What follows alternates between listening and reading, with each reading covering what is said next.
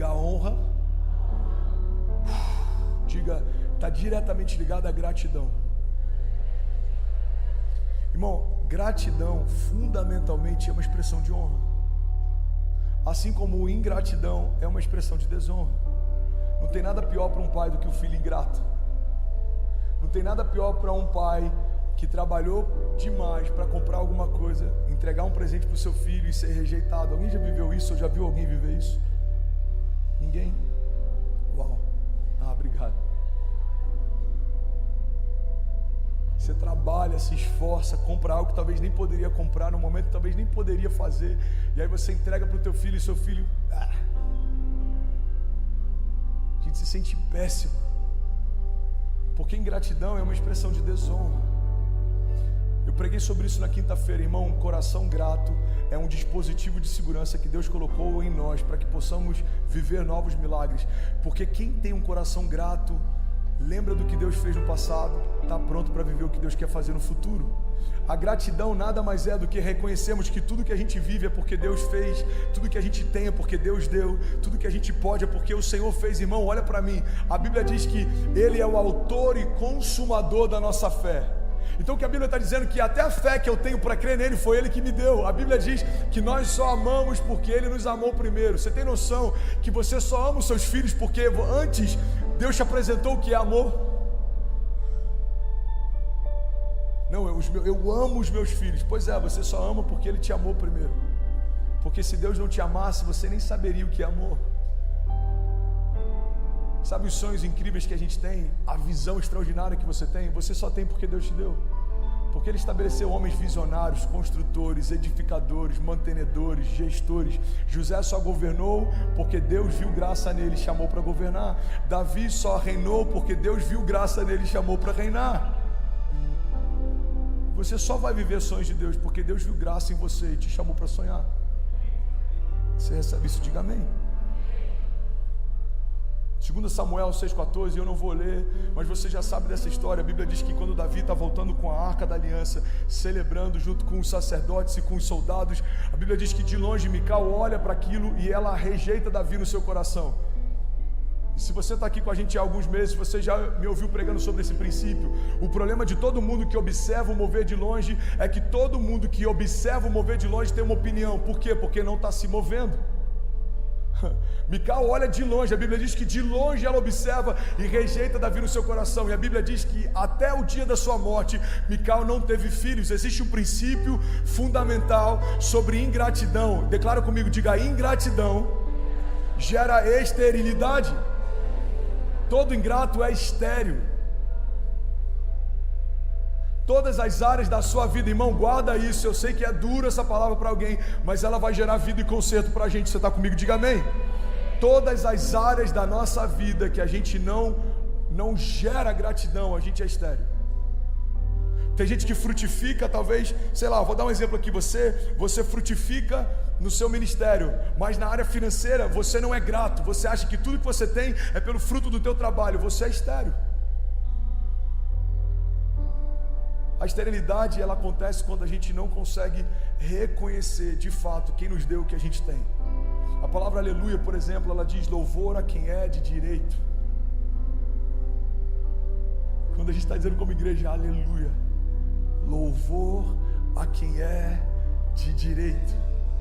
A Bíblia diz que quando o profeta teve uma revelação do trono de Deus, no ano em que morreu o rei Uzias, ele viu o Senhor assentado no alto e sublime trono, e ele via querubins, ele via serafins, e os anjos em torno do trono diziam: Santo, Santo, Santo é o Senhor dos exércitos, e toda a terra está cheia da glória de Deus. Até os anjos se movem em honra e gratidão, sendo 100% santos, porque nós acreditaríamos que dá para viver longe disso. Um coração grato é um coração protegido. Um coração grato é um coração pronto para viver o novo. Até a ceia que Deus estabeleceu nada mais é do que um memorial de gratidão. Alguém tem mais 10 minutos para ouvir essa mensagem? De verdade. A ceia é um memorial de gratidão. O que Jesus faz? Ele estabelece um memorial. Todas as vezes que vocês fizerem isso, vocês fazem em memória do que eu fiz. E todas as vezes que vocês honrarem o que eu fiz, vocês estão prontos para viver o que eu vou fazer. 1 Coríntios 11, 23 diz assim: pois eu recebi do Senhor aquilo que também lhes entreguei. O Senhor Jesus, na noite em que foi traído, tomou o pão, tendo dado graças, partiu e disse: isto é o meu corpo, que é partido por vocês. Façam isso em memória de mim. Da mesma forma, depois da ceia, tomou o cálice e disse: esse cálice é a nova aliança no meu sangue. Façam isso sempre que o beberem, em memória de mim. Porque sempre que comerem desse pão e beberem desse cálice, vocês anunciam a morte do Senhor até que Ele venha. Alguém pode dizer glória a Deus por isso?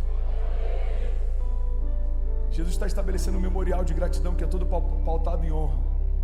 Todas as vezes que vocês se reunirem para fazer isso, façam em memória de mim. Por quê? Porque quando você honra o que eu fiz por você, você está pronto para viver o que eu ainda vou fazer. O que eu vou falar que talvez seja até questionado, quem sabe eu posso até ser combatido por alguns, com certeza vou. Mas já teve momentos na minha igreja, e com todo respeito, a igreja que eu pastoreio, eu vou responder por ela, então eu preciso também ter autoridade para fazer e desfazer algumas coisas, mesmo que isso possa ser questionado. Lá em Miami, teve cultos de ceia que eu não consegui ministrar a ceia, porque a gente não estava com uma cultura de honra para ceiar. Já teve cultos que eu falei: gente, desculpa, mas a gente está tão distraído, eu estou vendo gente aqui que está tão a parte do que está acontecendo, eu não consigo ministrar a ceia num ambiente como esse. A gente vai ceiar à noite, se a atmosfera for diferente. E por que isso? Porque não é sobre comer um pouco de pão e tomar um pouco de suco, é sobre trazer à memória aquilo que nos dá esperança, é sobre lembrar do dia em que a vida experimentou a morte para que eu pudesse viver. Existe um dia na Bíblia que a história relata que o sol se recusou a brilhar. O dia em que o sol se recusou a brilhar é o dia em que o Verbo vivo, o Filho de Deus, encontrou a morte para que a gente que estava morto encontrasse a vida. A honra é um posicionamento. A honra é pautada em gratidão. É impossível honrarmos a Deus se não formos gratos por tudo que Ele já fez. Irmão, olha para mim, porque isso aqui pode mudar a história de alguém. Muitas vezes a gente está reclamando dos milagres que ainda não viveu e está sendo ingrato com os milagres que a gente já viveu. Hoje pela manhã, quando a gente estava orando, eu falei: igreja, vamos, libera o seu som, libera o seu som. E uma palavra que eu liberei, eu queria que você guardasse isso. Eu falei: quando o clamor da igreja for mais alto do que a murmuração da igreja, a gente vai experimentar um pleno avivamento. Quantas vezes a nossa murmuração é ouvida por todo mundo, mas o nosso clamor não é ouvido pelos céus? Para reclamar da política, a gente discute em mesas. Para reclamar do pastor, a gente discute nos corredores. Para reclamar do governo, a gente discute na internet. Para reclamar da Copa do Mundo, a gente discute com qualquer um. Mas quando chega na hora de clamar, um monte de leão parece que virou um gatinho. Vamos, igreja, feche seus olhos. Está olhando para o nada. Levante suas mãos. Eu estou cansado. Libere o seu som. O que a gente está fazendo aqui nada mais é do que impulsionar você.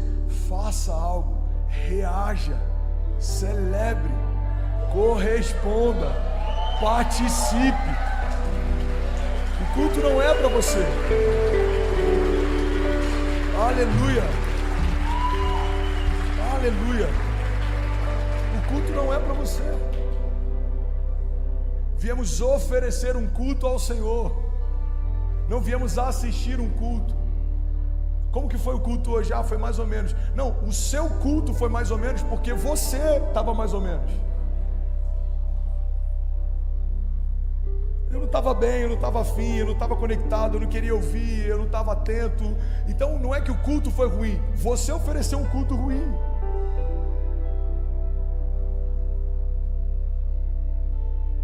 O culto não é algo que a gente recebe, o culto é algo que a gente derrama. Senhor, eu vim derramar o meu coração. Senhor, eu vim derramar o meu coração.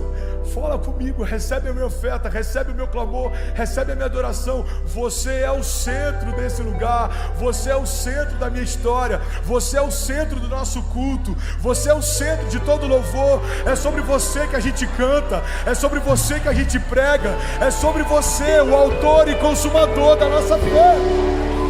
Aleluia, aleluia. E aí, tudo bem? Você acabou agora de assistir um vídeo. Se você ainda não está inscrito, já se inscreve também no nosso canal, ativa esse sininho aqui embaixo de notificação e toda vez que eu fizer uma live ou estiver transmitindo uma mensagem ao vivo, você vai ser um dos primeiros a saber. Mas eu deixei mais 2 indicações aqui que eu espero que façam